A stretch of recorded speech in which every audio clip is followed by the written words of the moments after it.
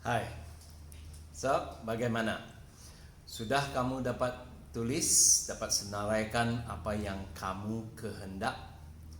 Dalam video saya sebelum ini, saya telah suruh kamu untuk berfikir apa sebenarnya yang kamu hendak untuk diri kamu, untuk hidup kamu.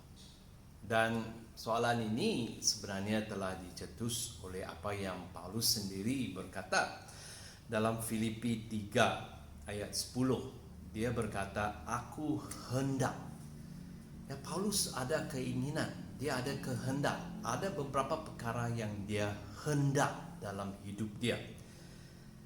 Dalam ayat ini dia berkata dia hendak mengenal kuasa kebangkitan Yesus, dia hendak merasai penderitaan Yesus, dan dia hendak menjadi seperti Yesus dalam kematian dia. Itu ialah kehendak Paulus. Soalan saya sebelum ini ialah, apa kehendak kamu? Apa kehendak kamu untuk diri kamu, untuk hidup kamu? Dan saya sudah terangkan dan sudah beri kamu kerja rumah, suruh kamu senaraikannya. Saya harap kamu telah berjaya melakukannya, dan sekarang mungkin ada 2, 3, 4, 10 kehendak pribadi untuk diri sendiri. Seterusnya, saya mau berkata bahwa apa yang kamu senaraikan itu bukan kehendak kamu. Bukan kehendak kamu yang sebenar-benarnya. Mengapa saya katakan itu? Sebab kalau kamu lihat ayat seterusnya, ya, ayat seterusnya Paulus berkata, aku hendak ini 3 perkara. Kemudian dia berkata, supaya pada akhirnya aku dapat. Jadi dia hendak 1, 2, 3. Tapi semua yang dia hendak itu ialah supaya bila dia dapat apa yang dia hendak, dia akan dapat, dia akan capai, dia akan mengalami sesuatu yang tak ternyata dalam kehendak dia sebelum ini. Atau dengan maksud lain, semua yang kamu hendak sebenarnya ialah supaya kamu akan mencapai apa yang sebenarnya kamu hendak. Dalam bahasa Inggris ialah your core desire. Banyak perkara yang kita hendak dalam hidup ini sebenarnya hanya satu langkah, satu usaha yang perlu dibuat supaya apa yang sebenarnya mau dicapai, apa yang sebenarnya mau dialami, apa yang sebenarnya mau dimiliki, akhirnya akan miliki.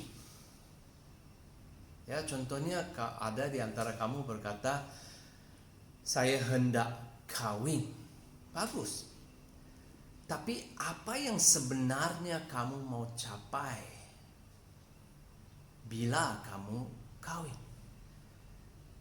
Atau dengan cara lain, lengkapkan ayat ini. Saya hendak kawin. Okey, bagus. Itu kehendak kamu. Supaya, coba lengkapkan. Saya hendak kawin supaya saya akan dikasihi oleh satu orang. Jadi sebenarnya yang kamu hendak bukannya kawin. Yang kamu hendak ialah supaya kamu dikasihi. Mungkin ada di antara kamu berkata, saya hendak melanjutkan pelajaran. Saya mau belajar lebih banyak. Okey, bagus. Kenapa? Jadi mungkin kamu perlu lengkapkan ayat ini. Saya hendak dapatkan master saya. Saya hendak dapatkan PhD saya. Supaya, apakah supaya kamu? Supaya saya boleh dapat kerja yang lebih baik.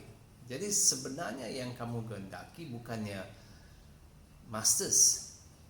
Yang kamu kehendaki sebenarnya ialah pekerjaan yang lebih baik. Ada di antara kamu mungkin berkata, Saya hendak mendapat pekerjaan yang lebih baik.